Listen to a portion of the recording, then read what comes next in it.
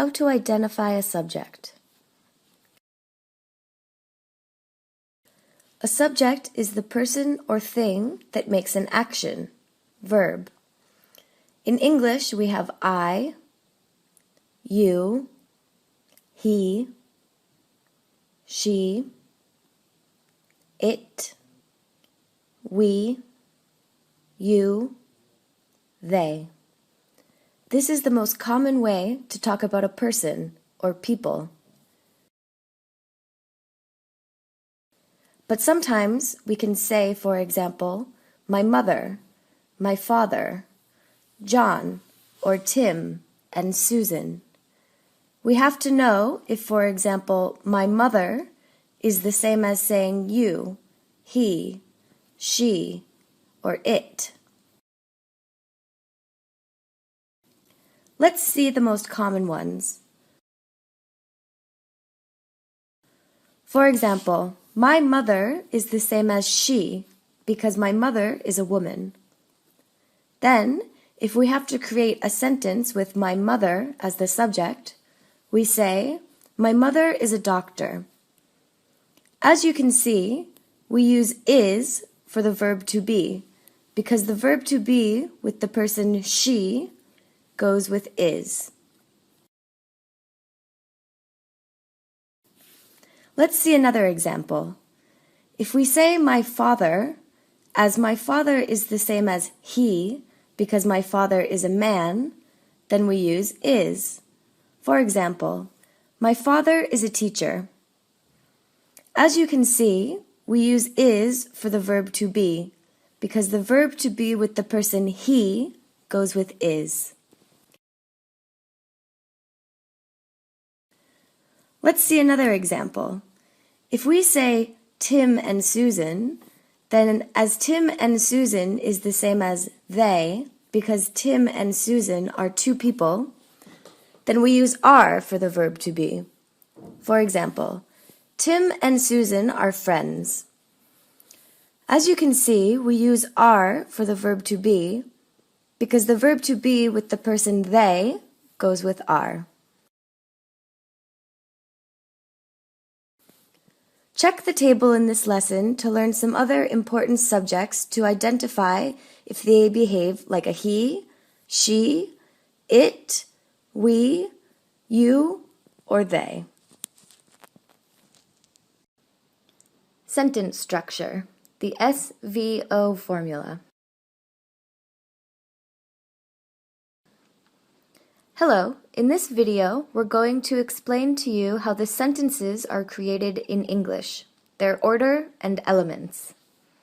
This lesson is very important. Please pay attention.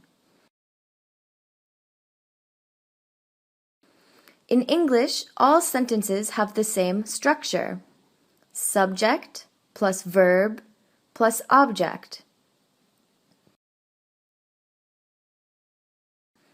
For example, I read a book, where I is the subject, read is the verb, and a book is the object.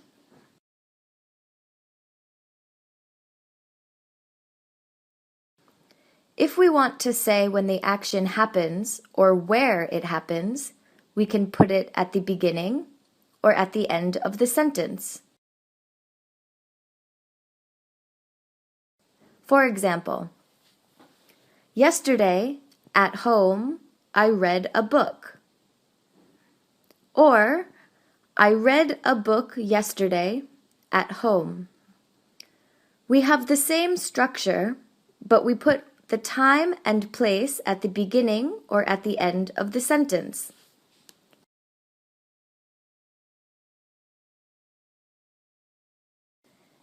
If we want to say how the action occurs, we put it at the end of the sentence. For example, he speaks English very well.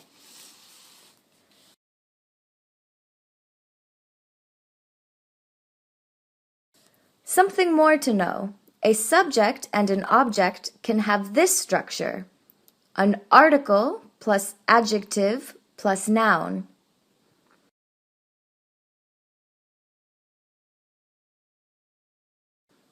The first thing is a word that we call article, that can be the words in the previous lessons. For example, a, an, the, this, that. It tells us if it is something near, one thing, a lot of things, etc.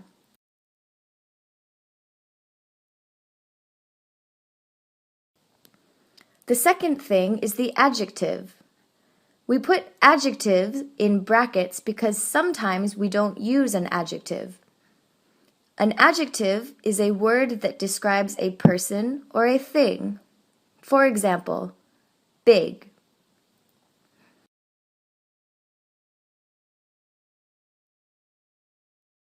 The last thing, but the most important, is the noun. It can be a person or a thing. Let's put this all together. In the morning, I paint this old house. I is the subject, paint is the verb, and the object has three parts. This is the article, old is the adjective, and house is the noun.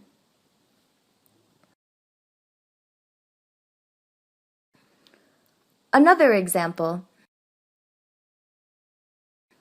The brown dog eats a big cookie. In this sentence, the brown dog is the subject. The is the article. Brown is the adjective, and dog is the noun.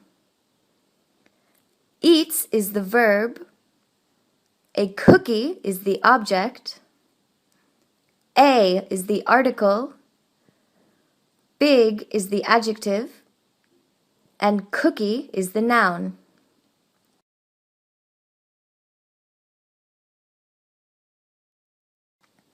Be careful, there are some exceptions. Don't use this formula in passive, because the order is different. In imperative, because there is no subject, and when you use the verb there is or there are, because there is no subject. Please watch this lesson again if you don't understand.